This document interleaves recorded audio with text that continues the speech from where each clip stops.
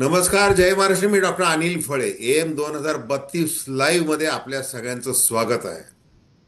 महाराष्ट्रातली निवडणूक आता वाजायला लागलेली आहे, रंगात आलेली आहे आणि उद्या आता तो जो काही गरजवंत मतदार राजा आहे, म्हणजे मराठवाड्यासाठी हा मुद्दामून जाणीवपूर्वक शब्द वापरतोय. चालेल.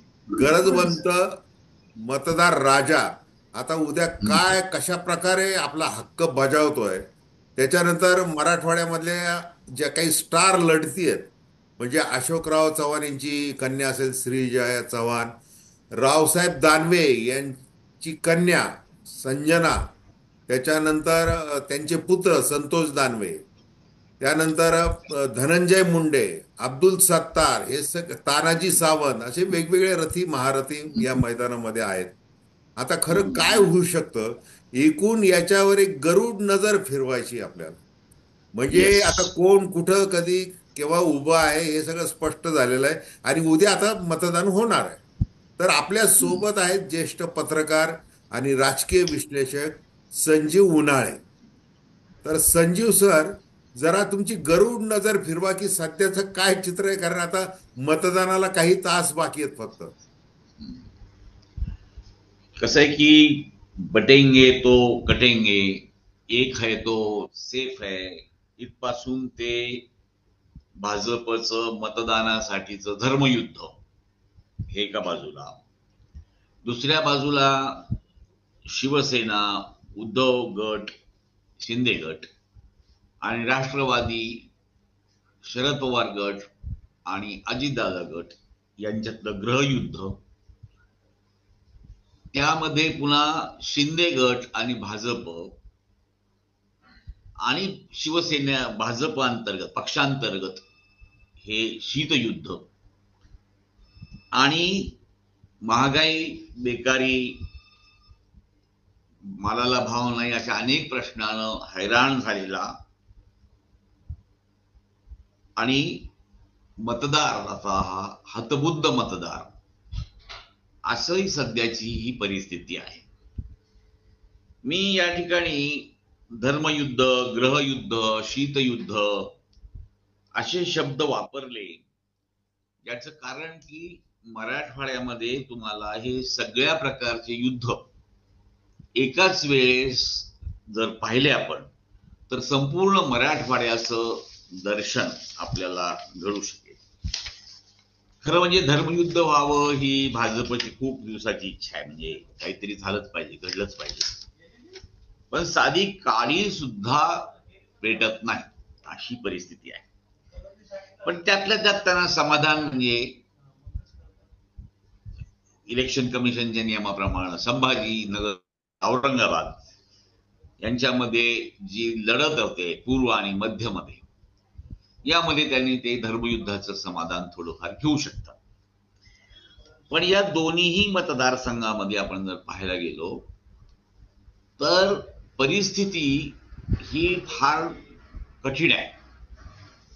कठीण याच्यासाठी आहे की आपले जे तनवानी आहेत, म्हणजे अनवाणी पक्षाचे नेते होते तनवानी, त्यांनी माघार घेतली की हिंदू मत एकत्र झालं पाहिजे, म्हणून त्या ठिकाणी बाळासाहेब थोरात उभे राहिले आणि त्यांच्या विरोधामध्ये आता प्रदीप जयस्वाल आहेत.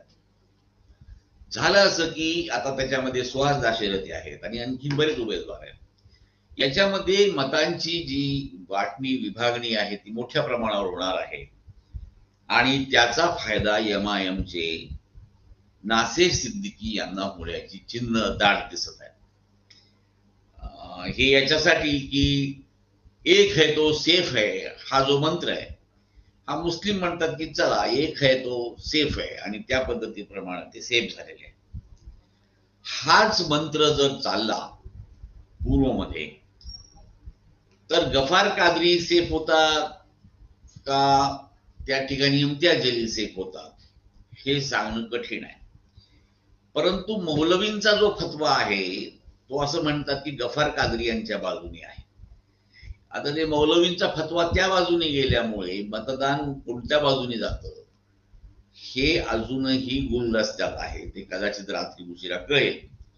परंतु सावे यांची जी यंत्रणा आहे, म्हणजे एकंदरच भाजपची यंत्रणा आहे, ही इतकी तगडी आहे की त्या यंत्रणेपुढे मला असं वाटतं की बाकींची यंत्रणाच नाही, म्हणजे अशी परिस्थिती आहे.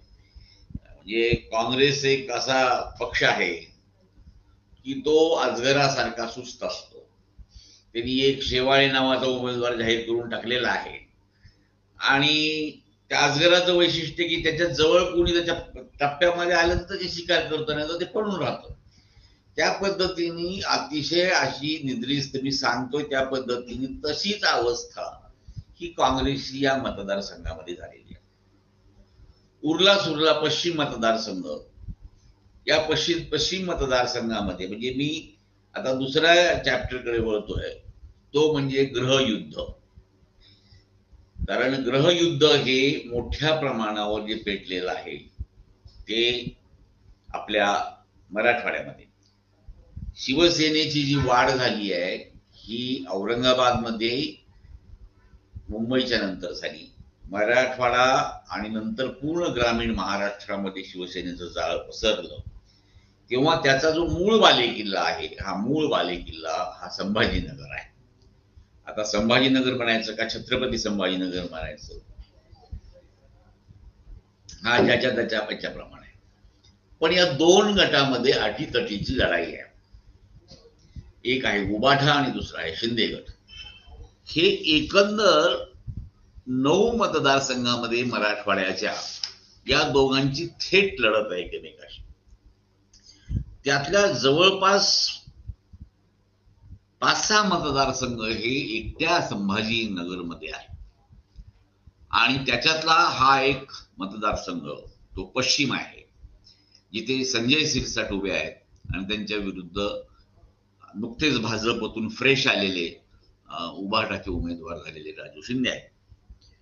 आता या मतदारसंघामध्ये संजय शिरसाट यांचं बऱ्यापैकी काम आहे, ही गोष्ट मान्य केली पाहिजे. पण शेवटच्या क्षणाला माशी कशी शिंकते ते पहा. काल कालीचरण आले आणि त्यांनी जरांगेवर टीका केली. आता जरांगे आणि कालीचरण खरं म्हणजे यांचा एकमेकाशी काहीही संबंध नाही, म्हणजे लांब दुरूनही संबंध नाही. पण कालीचरण यांना असं वाटलं की अरे मी एवढा मोठा महाराज असताना माझ्या भोवती एवढी गर्दी नसतं आहे नाही, आणि जरांगेच्या भोवती कशी. मग त्यांनी जरांगेवर वाटले तसे आरोप केले, म्हणजे अक्षरशः त्यांना राक्षस म्हणण्यापर्यंत ते गेले. त्यामुळे सकाळी सकाळी संजय शिरसाट उठून जरांगेकडे गेले आणि त्यांची समजूत मने घातली. परंतु आता कसं की एकदा तो कार्यक्रम आयोजित करण्याची त्यांना काय बुद्धी झाली मला कळलं नाही. ते म्हणतात की मी डायरेक्टली इन्व्हॉल्व नाही, पण इन्व्हॉल्व नॉन इन्व्हॉल्व पण त्यांचं त्याच्यामध्ये इन्व्हॉल्वमेंट मान्यच केलं पाहिजे. त्यांना असे चांगले कार्यक्रम त्यांनी आयोजित केलेले आहेत. त्याच्यामध्ये पुन्हा ती शाही का सापडू नये, ती शाही देखील रात्री सापडली. त्याच्यामध्येही आता पुन्हा निवडणूक आयोगाला तक्रार केलेली आहे. त्याच्यामुळे येणं प्रकारे संजय शिरसाट यांना अडचणीत आणण्याचा डाव हा राजू शिंदे करतायत आणि ही निवडणूक उद्या अटीतटीची होणार आहे. परंतु तरी देखील संजय शिरसाट यांचा त्याच्यामध्ये आहे. दुसरीकडे आमचे म्हणजे आधी मी मंत्र्याचं बोलतो, कारण छोट्या छोट्या गोष्टीबद्दल बोलणं हे नाही. म्हणजे मंत्री स्तरावरचेच आहेत संजय शिरसाट. खरं म्हणजे जे याचं बीज आहे दुफळीचं किंवा काय म्हणतात त्याला क्रांतीचं, त्यांच्या किंवा उठाव करण्याचं, हे बीज शिंदेच्या मनामध्ये रोवण्याचं काम हे संजय शिरसाट यांनी केलेलं आहे. कारण संजय शिरसाट यांचा मला अजूनही तो दिवस आठवतो की त्यांना मंत्री होण्यासाठी उद्धव ठाकरेकडून खूप अपेक्षा होत्या आणि त्यांच्यावर खूप प्रेशर उद्धव ठाकरेवर वेगवेगळे फोन वगैरे केले आणि उद्धव ठाकरे असे त्याच्यामुळे वैतागलेले होते. आणि शेवटच्या क्षणी रात्री 2:30 वाजता त्यांनी फोन केला संदीपान भुमरेंना की तुम्ही उद्या तयार राहा, तुम्हाला मी कॅबिनेट मंत्री करतोय. तेव्हा संदीपान भुमरे यांना त्यांच्या स्वतःवरच विश्वास बसला नाही, स्वतःला चिमटा घेऊन पाहिला आणि सकाळपर्यंत झोपू शकले नाहीत, असं वर्णन त्यांनी माझ्याशीच मलाच बोलताना केलं. आता म्हणजे माणसं किती उलटतात त्याची आता उदाहरणं आपण काही कमी द्यायला नको. पण तेव्हापासून त्याची नाराजी होती आणि हे बीजारोपण कसं कसं होईल याच त्यांनी काम केलं आणि त्यांना मंत्रिपद पुन्हा मिळालं नाही. म्हणजे बघा, आधी मंत्रिपद मिळालं नाही आणि पुन्हाही मंत्रिपद मिळालं नाही. पण ठीक आहे, आता खुर्ची युद्ध जेव्हा ह्याचा 23 तारखेचं होईल त्याच्यामध्ये परत त्यांना मंत्रिपदाची अपेक्षा आहे. पण दुसरे जे आहे संदीपान भुमरे यांचे सुपुत्र विलास जे भुमरे. आहेत, विलास. विलास भुमरे अत्यंत गुणी आहेत आणि त्यांच्या विरुद्ध दत्ता गोरडे उभे आहेत. दत्ता गोरडे हे साधे सरळ असे उभाटाचे कार्यकर्ते आहेत. आता विलास भुमरे यांचा प्रचार अगदी ऐन मंचामध्ये असताना, जोमात असताना काय असतं बघा, चक्कर आली आणि म्हणे ते गॅलरीतून पडले आणि गॅलरीतून पडले त्यांना बऱ्याच ठिकाणी फ्रॅक्चर झाला. आता गॅलरीतून पडल्यानंतर खरं तर डोक्यावर पडायला पाहिजे, पण खाली हिरवळ होती म्हणे, ते हिरवळ असल्यामुळे त्यांना ते लागलं नाही. आता याच्याबद्दल वेगवेगळे प्रवाद आहेत. म्हणजे ती परंपरा त्यांना असल्यामुळं ते बहुतेक जरा थोडे नशेमध्ये होते आणि त्याच्यामध्येच ते पडले असा अंदाज व्यक्त करण्यात येतोय. पण काही जरी असलं तरी ही लढाईमध्ये साधन संपत्ती आहे, साधन सामुग्री म्हणा, साधन संपत्ती सुद्धा ही सगळी जी आहे ते संदीपान भुमरे यांच्याकडे आहे. त्याच्यामुळं ही सगळी आयुधं ते शेवटच्या क्षणी वापरतील आणि ही लढाई देखील ही महत्वाची ठरणार आहे. याच्यामध्ये एक महत्वाची गोष्ट अशी आहे की शिंदे गट जो 2.5 वर्षापूर्वी निर्माण झाला, यांच्याकडे एवढी साधन सामुग्री आहे की त्या साधन सामुग्री पुढे भाजपची साधन सामुग्री फिकी वाटते. म्हणजे लाडकी बहीणचे लाड चॅनलवर इतके केले की अगदी सामान्य माणूस सुद्धा त्याच्यामध्ये रममाण झाला, इतकं भावविवश आणि कसं ते वर्णन छान. तर त्याच्यामुळं मला असं वाटतं की एवढी सामुग्री असल्यामुळं लोकांचं ज्ञान आता ते उभाटाच्या बाजूने, कारण लोक हे उद्धव ठाकरे यांच्याबद्दल जास्त सेन्सिटिव्ह आहे. त्यांनी भाषणाला यावेळेस एक वेगळी धमाल आणलेली होती आणि त्यांच्या सभांना देखील प्रचंड गर्दी झालेली आहे. याच्यामध्ये लोक कोणत्या बाजूने न्याय देतात हा खरं म्हणजे दोन्हीतला हे आहे पक्ष आहे. तसे एकनाथ शिंदे आणि संजय शिरसाट हे समव्यावसायिक होते. तसे म्हणजे रिक्षा चालवतानाच ते होते आणि त्याच्यातून त्याने विकास साधला मोठा. म्हणजे किती मोठी भरारी बघा तुम्ही, बिरुडाचं बोलता, ती गरुड भरारी सुद्धा कमी आहे, इतकी मोठी भरारी यांनी मारलेली आहे. आता अशाच पद्धतीची लढाई जी आहे ते अब्दुल सत्तार यांची. अब्दुल सत्तार तर हे अतिशय बलदंड असे म्हणजे मंत्री आहेत, पक्षांतर तर असं करतात की कळत सुद्धा नाही कोणत्या पक्षात गेले ते. पण यावेळेस काय झालं की रावसाहेब दानवे यांच्या विरुद्ध त्यांनी प्रचार केल्यामुळं हा दानवेचा ग्रह असा फिरतोय सगळीकडे की तो बऱ्याच जणांना म्हणजे शिंदे गटाला बऱ्याच ठिकाणी खाऊन टाकेल असं दिसतंय. म्हणजे हा दानवेचा ग्रह पैठणमध्ये सुद्धा आहे आणि तसाच तो सिल्लोडमध्ये सुद्धा आहे. बाकी जालन्यामध्ये आहे ही गोष्ट वेगळ्याने सांगायला नको. आता दानवे यांना त्यांच्या सुपुत्र आणि मुलीला वाचवण्यामध्ये किती यश येतं याच्याबद्दल वेगळ्या गोष्टी मी नंतर सांगेन. पण याच्यामध्ये मात्र त्यांना यश आलेलं आहे आणि सुरेश बनकर जे राष्ट्रीय स्वयंसेवक संघाचे कार्यकर्ते, चांगले व्यक्ती, त्यांना उमेदवारी उभाटाने दिलेली आहे आणि उद्धव ठाकरेंनी देखील सांगितलेलं आहे की हे कदाचित इतिहासातलं पहिलं आव्हान असेल की ते म्हटले की भारतीय जनता पक्षानेही आम्हाला मदत करावी.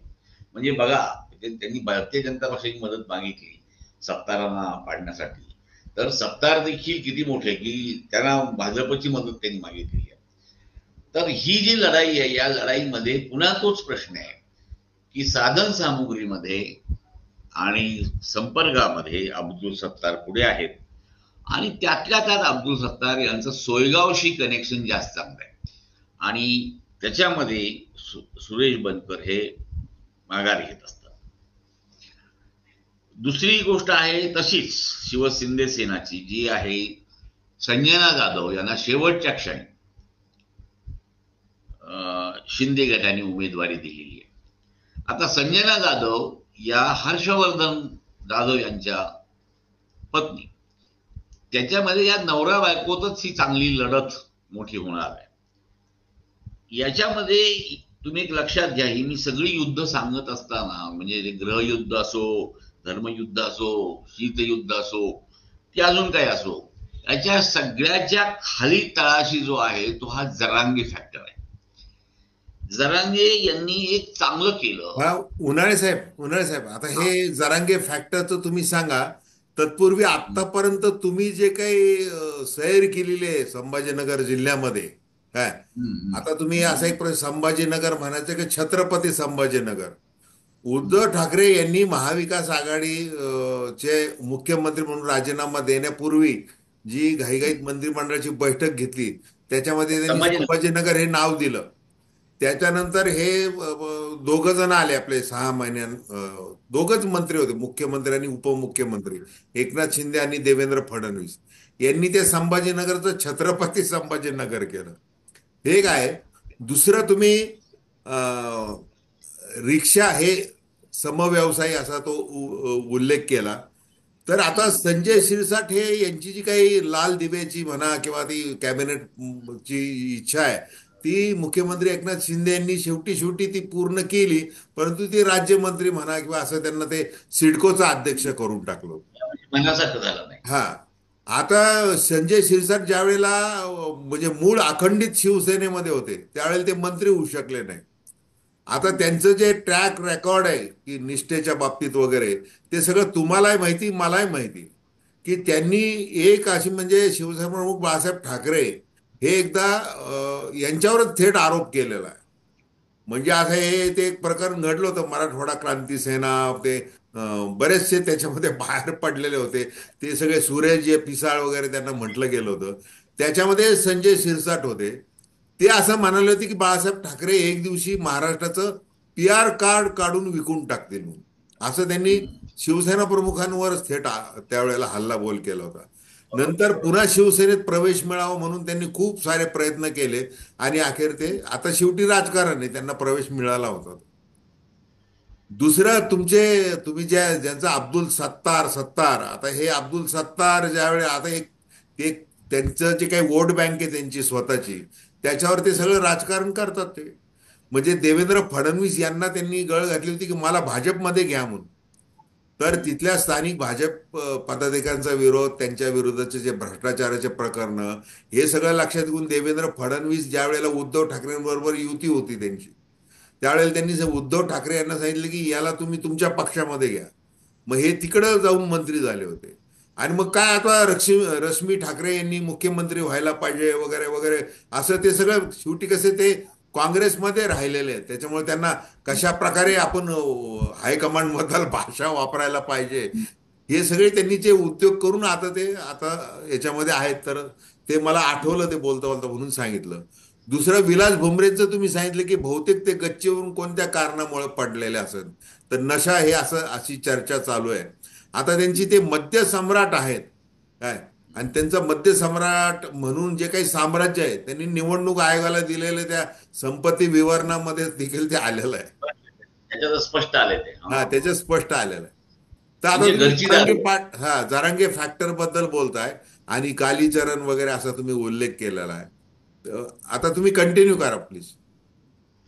नाही, याच्यामध्ये मला तुम्हाला तुमच्यावर सांगण्याचं थोडासा मोह होतो की राज्यामध्ये 3 अशी माणसं आहेत या महायुतीमध्ये की जी रिक्षातून अंतरिक्षापर्यंत पोहोचलेली आहेत. म्हणजे पहा की रिक्षातून अंतरिक्षामध्ये, बर, अंतरिक्ष म्हणजे त्याच्यामध्ये आपले संजय शिरसाट आहेत. आता मला वाटतं मुख्यमंत्रीपद काही कमी का मला सांगा, त्या ठिकाणी एकनाथ शिंदे आहेत आणि चंद्रकांत बावनकुळे जे आहेत हे सुद्धा रिक्षा चालवत होते. हा, म्हणजे ते सुद्धा जे अध्यक्ष झाले भाजपचे, लक्षात घ्या. त्यामुळं म्हणजे रिक्षातून अंतरिक्षात या शब्दाचा अर्थ मी बरोबर असा लावलेला आहे. तर मी या ठिकाणी सांगत होतो ते असं की जरांगे यांनी एक चांगला निर्णय घेतला. तो याच्यासाठी मी सांगत होतो की पंजाबमध्ये शेतकऱ्यांचं आंदोलन झालं आणि या आंदोलनानंतर त्यांनी विधानसभेची निवडणूक लढविण्याचा निर्णय घेतला. पण हा निर्णय निवडणुकीचा लढवण्यात झाल्यानंतर त्यांना दारुण अपयश आलं. तर अशी करून आपली अवस्था होऊ नये म्हणून वेळीच प्रसंग सावधून त्यांनी निवडणूक न लढवण्याचा निर्णय घेतला.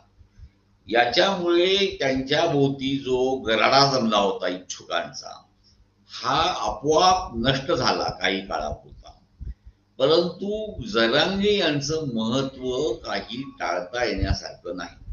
जरांगे यांनी जो संदेश जरी दिला की मी निवडणुकीमध्ये तुम्हाला काय करायचं ते करा, हे सांगता सांगता ते मनातल्या मनात सांगतात की मी काय सांगतो तेवढं थोडं लक्षात घ्या. याप्रमाणे जरांगेंचा इम्पॅक्ट हा बऱ्यापैकी या निवडणुकीमध्ये तुम्हाला झालेला दिसेल. म्हणून मी सांगत होतो की या निवडणुकीमध्ये दोन पदर आहेत. ही लढाई अशी जसं सांगितलं की ग्रहयुद्ध जसं आहे, दुसऱ्या बाजूला मराठा फॅक्टर हा कुणाकडे वळतो. आता म्हणजे तो संजनाकडे वळतो की हर्षवर्धनकडे वळतो. कारण हर्षवर्धन तिथं जाऊन आलेले आहेत, त्या मंदिरात जाऊन आलेले आहेत अंतरवाली सराटीच्या ह्याच्यामध्ये. त्यामुळं तिथलं भवितव्य काही जरी असलं तरी या नवरा बायकोच्या भांडणात उदयसिंग राजपूत यांचा फायदा होण्याची या क्षणाला शक्यता वाटते. आता ऐन वेळेस आज आणि उद्या सकाळपर्यंत काय घडतं हे लक्ष्मी देवी जाणो, आपण हे करू शकत नाही. तर अशा पद्धतीने हे ग्रहयुद्ध बऱ्यापैकी लागलेलं आहे. म्हणजे ज्याचं बऱ्यापैकी आपण म्हणतो याच्यातल्या काही महत्वाच्या गोष्टी मला ज्या सांगायच्या आहेत, मी जसं औरंगाबाद जिल्हा थोडक्यामध्ये आता कव्हर केला त्याप्रमाणेच की उस्मानाबाद जिल्ह्यामध्ये म्हणजे धाराशिवमध्ये परांड्यामध्ये तानाजी सावंत हे शिंदे गटाचे उभे आहेत. म्हणजे अत्यंत संशोधक वृत्ती त्यांची की खेकड्याच्यामुळे तिथले पाझर तलाव फुटला. म्हणजे कुठे खेकडा कुठे पाझर तलाव, पण संशोधन. आणि मला राष्ट्रवादी आणि काँग्रेसचा किती उभं येतात त्याच्यामुळे उलटी व्हायची वगैरे वगैरे असं ते, म्हणजे आरोग्यमंत्री असल्यामुळे सांगायचे ते. तर हे जे आहे ह्यांची परिस्थिती बिकट आहे. या ठिकाणी राहुल मोटे यांचं बऱ्यापैकी स्थान त्या ठिकाणी निर्माण झालेलं आहे. नेहमीप्रमाणे जे उस्मानाबाद आहे, या उस्मानाबादमध्ये कैलास पाटील उद्धव सेनेचे जे आहेत, जे त्यांच्याबरोबर कायम टिकून राहिले, त्यांची देखील परिस्थिती बरी आहे. ज्ञानराज चौगुले जे आहेत शिंदे गटाचे उमरग्यामधले, त्यांचं ते लढतायत कारण त्यांना तसा लढाई ज्याला म्हणतात तशी काही होत नाही. ते निवडून 2 वेळेस आले. पण माझं मत असं आहे की यावेळेस प्रवीण स्वामी तिथं बऱ्यापैकी त्या ठिकाणी लढत देत आहेत. तर अशा पद्धतीने ही परिस्थिती आहे. राणा जगजित सिंग पाटील हे निवडून येतील असं चित्र त्या ठिकाणचं देखील आहे. याचप्रमाणे जर पाहायला गेलं तर काही ठिकाणी उबाठा आणि भाजप यांची 4 ठिकाणी मराठवाड्यात लढत आहे. ती लढत म्हणजे हिंगोलीला रुपाली गोरेगावकर आहे, त्यांच्या विरोधामध्ये तानाजी मुटकुळे. तानाजी मुटकुळेंची अवस्था चांगली.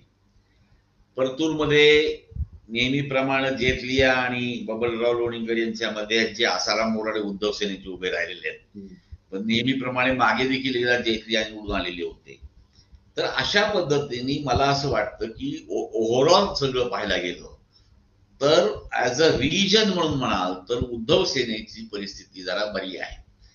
पण काही जागा ह्या शिंदे गटाला मिळतील, अर्थातच जरांगे कृपे करून. त्याच्या दुसरी काही कोणती ही नाही. एक वेगळी लढाई आहे ती म्हणजे गंगाखेडची. गंगाखेड हा असा मतदारसंघ आहे की वशीकरणाचा मंत्र पहिल्यांदा जर कुठं चालला तर तो मराठवाड्यातल्या गंगाखेडमध्ये. पहिल्यांदा तिथे सीताराम घनदाट म्हणून जे आहे ते निवडून घनदाट आले होते, मामा. मामा ते. आणि मग त्यांनी बँक वगैरे काढली. त्याच्यानंतर पुढे रत्नाकर कुठे कुठे देखील तिथे गुटे जे उभे राहिलेले आहेत, हे दोन्ही तिथे प्रसिद्ध. म्हणजे सगळे जे आता मला आज सकाळपासून जे रिपोर्ट्स आहेत, कुठे किती हजार वाटले गेले, तर याच्यामध्ये नेहमीप्रमाणे सगळ्यात पुढे जे असतो तो म्हणजे आपला गंगाखेड हा तालुका असतो. गंगाखेड तालुक्याचं चित्र देखील फार मजेशीर असतं. म्हणजे म्हणजे निवडणुकीमध्ये पाहायचं असेल, गुट्टे तर तुरुंगात असताना निवडून आलेले आहेत एकदा. म्हणजे स्वातंत्र्य सैनिकापेक्षा त्यांची अवस्था हो वेगळी नाही. फार. म्हणजे कुठल्याही स्वातंत्र्य सेनानीपेक्षा. आणि त्यांचे जे करिश्मे आहेत ते मला असं वाटतं की नवीन युगामध्ये जगण्यासाठी कशी माणसं असावीत, तर ती रत्नाकरासारखी असावी. तर त्यांचा पक्ष देखील रासप आहे. म्हणजे ते पक्ष देखील त्यांना इकडचे तिकडचे आवडत नाही. तो रासपाचा तो पक्ष त्यांनी शोधून काढलेला आहे. पण या वर्षी मात्र जरा उद्धव सेनेचे विशाल कदम हे निवडणुकीमध्ये आघाडी घेतील अशी परिस्थिती आहे. पण जर गुट्टे आणि घनदाट यांनी त्यांचे मंत्र वापरले तर कदम यांचं काही खरं नाही. म्हणजे एकंदरच उद्धव सेनेचं या शेवटच्या टप्प्यामध्ये परिस्थिती नाही. म्हणजे सध्या ही परिस्थिती आहे, पण अशीच टिकून राहील असं सांगता येत नाही. आता एक गोष्ट दुसरी अशी की गृहयुद्धामध्ये सगळे गृहयुद्ध आपल्याच नशिबाला आलेले आहेत मराठवाड्याच्या. आता बघा, मराठवाड्यामध्ये परळीचा राष्ट्रवादी काँग्रेसचे म्हणजे शरद पवारांचे उमेदवार देशमुख म्हणून आहेत, राजेसाहेब देशमुख. राजेसाहेब आणि बरोबर आहे. राजेसाहेब आणि त्यांच्या विरुद्ध आहे धनंजय मुंडे. आता धनंजय मुंडे किती मोठे, पण धनंजय मुंडेने देखील अगदी यांचे सगळे शरद पवारांचा उद्धार केला आणि शरद पवारांनीही काही धनंजय मुंडेचा कमी उद्धार केला नाही. म्हणजे दोघांचं व्यवस्थित झालेलं आहे आणि खरे ग्रहयुद्ध तिथं पाहायला मिळते आपल्याला. इथे खरी अटीतटीची लढाई आहे, कारण इथे जरांगे फॅक्टर सुद्धा ऍक्टिव्ह आहे. त्याच्यामुळे तो आहे देशमुखांच्या बाजूने, पण धनंजय मुंडे यांचं देखील तिथे प्रस्थ बऱ्यापैकी आहे आणि त्यांच्याबद्दलच्या लोकांचे आक्षेप देखील बऱ्यापैकी आहे. या लढाई ही मराठवाड्यातली सगळ्यात कळीची लढाई ठरणार आहे आणि सगळ्यांचं लक्ष या लढाईकडे राहणार आहे. अगदी थोड्याशा फरकाने कोणीतरी निवडून येईल हे दिसतंय. पण आता ह्याच बद्दल अजितदादा गटाचे एक उमेदवार बीडमध्ये उभे, त्यांचं नाव आहे योगेश क्षीरसागर. हे बऱ्यापैकी लढत देत आहेत. म्हणजे शरद पवार गटाचे जे दुसरे उमेदवार आहेत त्यांच्या योगेश क्षीरसागर बद्दल तुम्ही बोलताय, मला थोडं धनंजय मुंडे यांच्याबद्दल 2 वाक्य बोलायचे आहेत. आता धनंजय मुंडे आता कृषी मंत्री आहेत, तर त्यांचं आता कृषी मंत्री म्हणून त्यांची काही जबाबदारी आहे, ती जबाबदारी त्यांनी कशी काय पार पाडलेली आहे ते त्यांच्या तालेवर भाषणामधून दिसतेच आहे.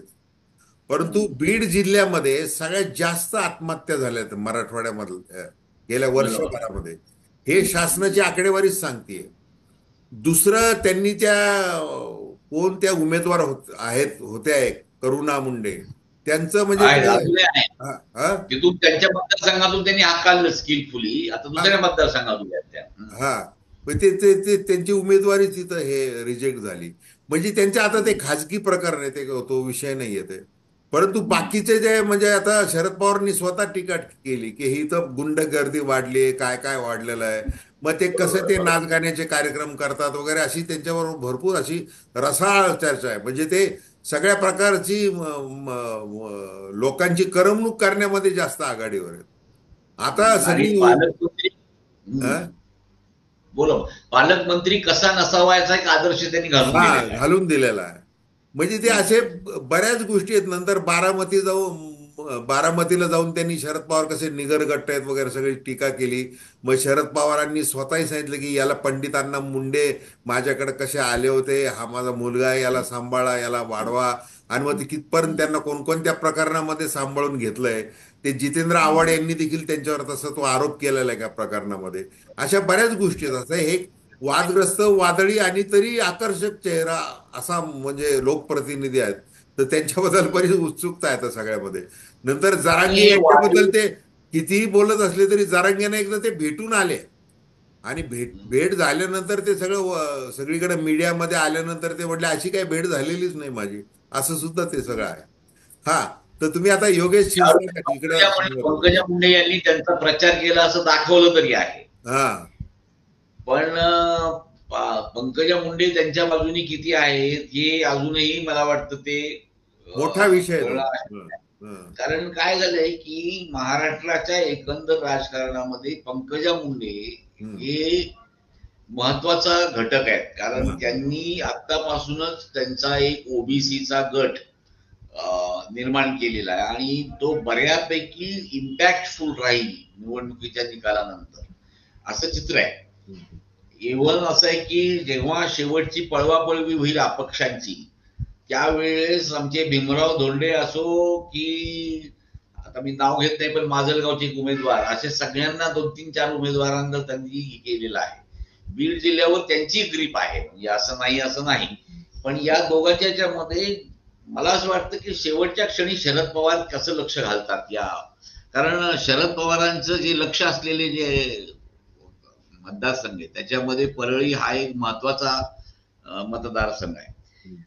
पण ते मी तुम्हाला दुसरं बीडचं सांगत होतो की जे संदीप क्षीरसागर हे जे कॅन्डिडेट आहेत त्यांचं. उन्हाळे साहेब, आपल्याकडे वेळ अक्षरशः 3-4 मिनिट आहेत. त्या मिनिटामध्ये तुम्ही सगळा आढावा घ्या आणि जाता जाता ते श्रीजया चव्हाण त्यांच्याबद्दल ऐकायचंय मला.